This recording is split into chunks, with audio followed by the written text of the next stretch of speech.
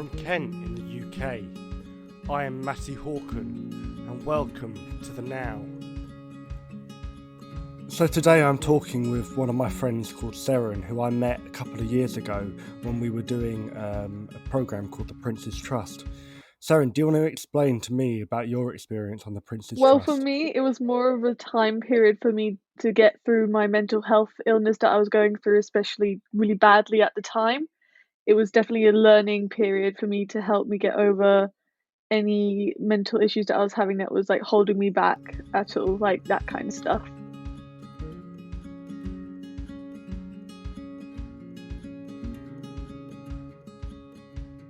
So what mental health issues do you suffer with, Seren? And how long has this been going on for? I suffer from severe anxiety and depression. I think this year will be my 5th year since I was diagnosed officially.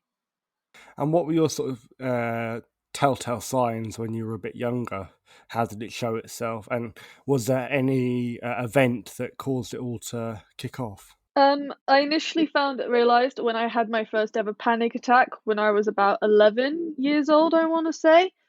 I was becoming overwhelmingly stressed with school and family life more on my dad's side, and it was causing me severe social anxiety and stuff. And I couldn't talk to anyone, I couldn't do anything like that, and I was just a panicky mess. So what's your family situation like? Who are you living with? Got any siblings? I live with my mum and my second youngest sister, Abby, and then my dad lives with his wife and my 2 other sisters, Autumn, who's the second eldest, and then you have my younger sister, Meredith. So I am eldest, and there's a 2-year age gap between each of us. How long has it been your mum and dad have been apart? My mum and my dad split up roughly 17 years ago now, I think. Yeah, when it comes past my 19th birthday, it will be 17 years since my mum and dad split up. And do you remember anything about it back then? How it made you feel? Obviously I was fairly young, but I do remember at one point my mum and my dad getting into an argument and stuff. And at one point, it was completely on accident, but my dad did accidentally fling his hand, which then whacked me into the wall that I was standing next to. And have you got any really good child memories that you... Not really. I don't really remember a lot of my childhood because I had to grow up quite quickly. I had to be a very mature child in the environment I was growing up in. So I didn't really have that like memorable of a childhood, I would say. It all started to kind of become more memorable as I got older. And has they significantly improved since, or has it just sort of kept it under a controllable level?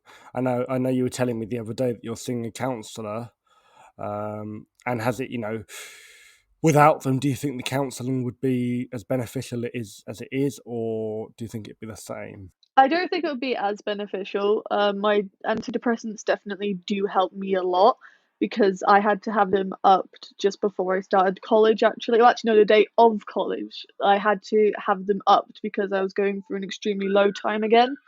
But so essentially, without them, I basically couldn't function as a human being and I would be a mess. I would be crying every day. I wouldn't leave my bed or anything like that. So my medication definitely helps me get throughout like day-to-day life.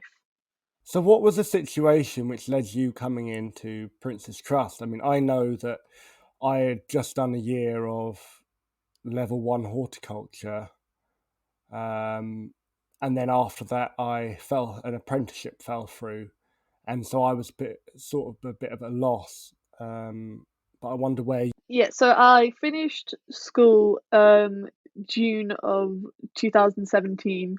And then I kind of took a bit of I say gap year, it was more of a gap 6 months because I didn't know what I wanted to do in my future. All my plans that I had fallen through, even though I had like all the GCSEs I needed to get anywhere I wanted.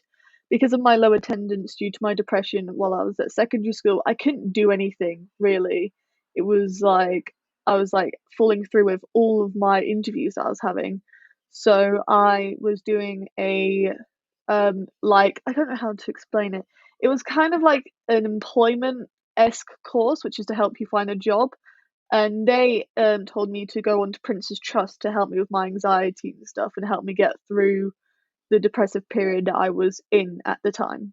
And what were your, when you were feeling anxious before your medication, what was your go-to feel good, whether it was sugar or whether it was being outside? What was your sort of go-to fix? It was music. I would just listen to music and dance around my room, or I would go to my mum. I have a thing where when my anxiety is really flaring up, I have to be in physical contact with someone as a form of reassurance. It's like I have to like, even if it's just me resting my hand on their arm or leg or their hand or something, I just need this physical reassurance that I'm not alone and I am okay in the situation that I'm at. And can you, I can imagine, say for instance, with your teachers and stuff, and maybe your friends at school, when you were having your anxiety attacks and stuff, them not knowing what to do. And what would you tell them if you could tell them straight? If you could talk to them now, what would you have told them to done better?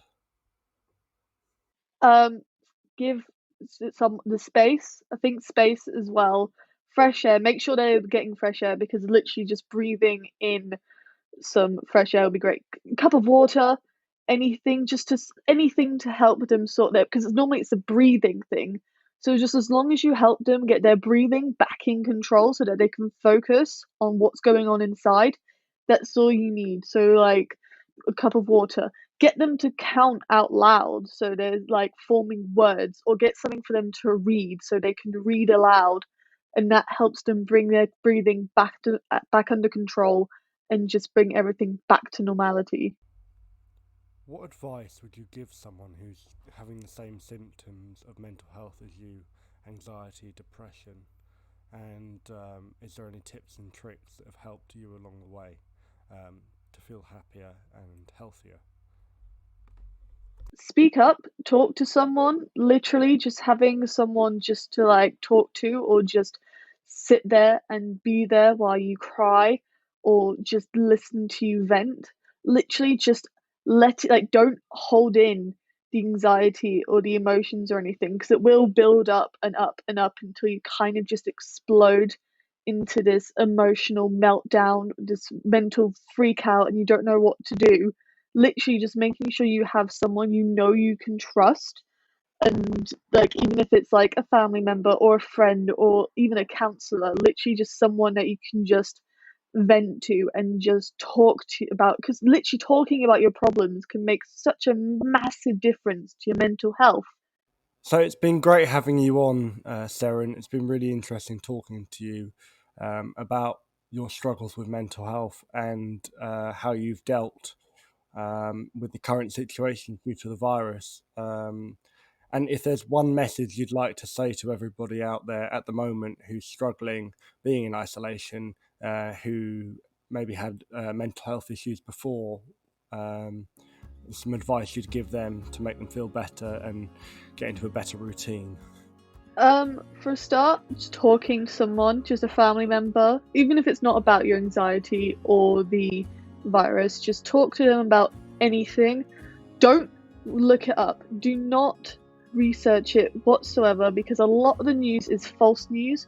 And even if like for example, like me, you live in a flat, just go outside onto like just your front door, get some fresh air, breathe slowly and deeply, and then go back in and just calmly and slowly breathe. Because that's all we can ask in this kind of situation. Stay calm is just breathe through it, and you will get through it. Everything will be fine in the end. It's been really interesting speaking with Sarah today about her mental health issues, and I hope this episode will help you guys who are struggling with mental health in lockdown.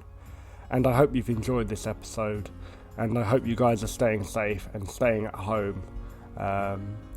And I really, really thank you for listening to The Now.